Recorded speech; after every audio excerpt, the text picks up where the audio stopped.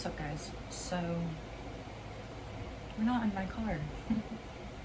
Yeah, I want to do a video today that I've kind of thought about for a little bit, and just to share like my reaction to it. The video I'm going to do today is a reaction video to some misconceptions about miscarriage. If you are new here, I am 25 years old. I just turned 25 in May. I am married. I will be married for a year on August 10th. And I have two little fur babies. My husband and I are expecting our first child together, and we're having a little boy. We have suffered 2 miscarriages before we got married. And I wanted to do like a life after miscarriage video, but I couldn't really get my thoughts straight. So I thought that this would actually be like a cool alternative to that, and just kind of like give my reaction on some misconceptions that people have about miscarriage. If you haven't already, make sure you like this video and subscribe to my page, and turn on that post bell notification to be notified whenever I post in the future. So let's get into it. One misconception that I read, that I guess if you've never experienced it, you could possibly see this to be true, because I think in movies, a lot of times this is how miscarriages are depicted, and it's not necessarily the case. So the first one is that it's over with a gush of blood. This one is so not true. Whenever we lost our first baby, I was 8 weeks pregnant, and it was kind of a gradual thing, and my body was just slowly preparing to lose the baby. I started bleeding on a Monday. We lost our baby on a Thursday, and from Monday to Thursday, it just progressively got more and more. And then after we lost the baby, there wasn't as much bleeding after that point, because my body had already cleared everything out. So it's not like this big dramatic, like, you just lose all this blood. It's just a gradual thing over time. So that's a very big misconception, but I do kind of understand, because that's how TV depicts it. So the next one, I'm like kind of back and forth on it. Like, I get why people believe this, because again, it's something that, because people don't really like talk about miscarriages as much, because I mean, it is like a very sad topic to talk about, but also it is a very personal and private thing for some people. Some people are more open to talking about their losses, and then some people just don't want to. So growing up, like, I always believed that miscarriages didn't happen very often, and that is not the case, which I will get into that later. But bleeding during pregnancy means you're having a miscarriage, and that's not the case. Sometimes at the beginning of your pregnancy you can have spotting, and that's completely normal. It's just whenever implantation happens, you'll have a little bit of bleeding and maybe some cramping. I didn't have any with this pregnancy, and I actually don't think I had any with the other 2 that I can recall. But it doesn't necessarily mean that you're having a miscarriage. Sometimes they even say that after you perform the act, you can have some bleeding and cramping. So just because you do have bleeding doesn't necessarily mean that you're miscarrying your baby. There could be other possible things. If you are pregnant, I would just reach out to your health provider or OB or whoever you're seeing at the time, and just talk with them about it, and they'll kind of let you know if you need to come in and get checked out, or just kind of like wait and see how things go. The third one, I think that this is a ridiculous thing to think for people, and I will just kind of like share a little bit of my story with this.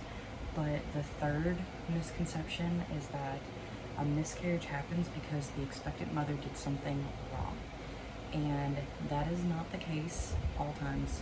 If you are using drugs or alcohol, you do have a higher chance of losing your baby, and that would be kind of a area where it would be the expectant mother's fault. But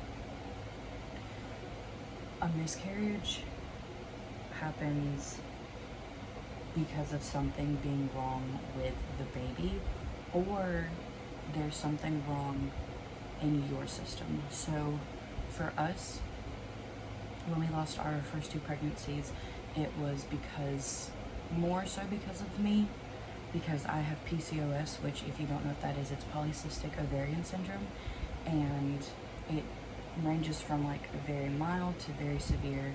I thankfully have a more mild form of it, and so we were able to get pregnant, but we weren't able to carry on the pregnancy to full term because my hormone levels were imbalanced, and so that prevented us from carrying full term. But sometimes there's stuff wrong with the baby, and so your body recognizes that, and it just goes ahead and it has a miscarriage.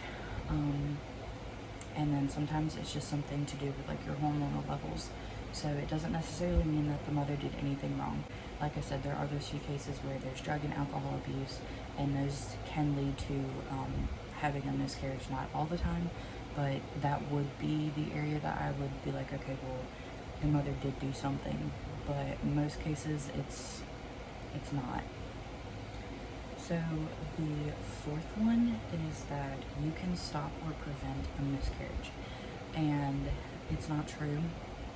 If you're going to have a miscarriage, there's nothing you can really do about it. There's nothing doctors can do about it, because a lot of times there's something wrong with the baby, like chromosomal abnormalities, or there's just some type of fetal development that's wrong. Or again, you have some type of underlying condition that you don't know about, and you're not going to find out till you're pregnant, like us.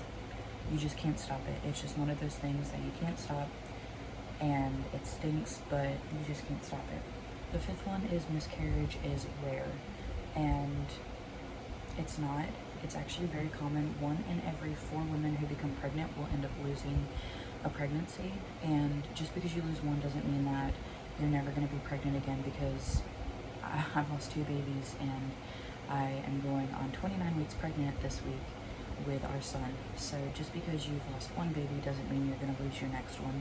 Our case, it did happen just because I had PCOS, and we didn't find out until after we lost the second baby. But miscarriage isn't rare. People just don't talk about it as much as they should. And I am a firm believer that we need to talk about things that we go through, because then it's going to, one, so when other people go through it, they don't think that they're going through it alone. I'm very grateful that I had so many women around me that had actually experienced miscarriages, and I was able to talk with them about those things. It helped me a lot just to kind of hear other women's stories and stuff, and just kind of see where they came after the miscarriage and where they're at now. And it was very strengthening for me to be able to open up and talk with people about it. And so I want to be open, and I want to talk with people about like my story of losing both of our babies. So then maybe someone who watches this will reach out and be like, hey, I'm in your shoes, or I've experienced this, and this is how I felt about it, or I felt alone, or, you know, just build that connection with someone. Those are the 5 misconceptions that I found that I wanted to react to, that kind of just thought were like, some of them I was like, yeah, I could see that. Some of them I just think it's crazy that people think that. I think we need to be more open about things, and we need to talk about things more so we can help other people around us. I actually was at church yesterday, and the preacher was preaching on going through certain situations and why God lets those things happen. And I can't remember exactly. It was 2 Corinthians something. I can't remember what it was, but it was just talking about sometimes God puts us through certain situations in order for us to be able to help other people. And I believe that a lot of the things that I went through in my life are because of that exact reason, that I am supposed to be an advocate, and I'm supposed to talk to people about these things that I've been through, so people can see like, wow, she went through 2 miscarriages back to back, and she still stayed faithful to God, that He was going to provide a family for her, and that I got through it because of His strength and for His peace, and also for the people around me. That was the biggest thing too, was that I had such an amazing support system when we lost both of our babies. If you guys have any questions, I think the comments are turned on, I'm not really sure, but if not, I always link my Instagram. It is private, so if you just want to go and follow me and just message me any questions or anything like that, then I'm more than happy to talk about what I went through and just kind of just share my story a little bit more. Again, thank you guys for watching this video. If you haven't already, make sure you go and hit that like button because that helps my videos, and subscribe down page as well, and turn on that post bell notification to be notified whenever I post in the future. And I will see you guys next time.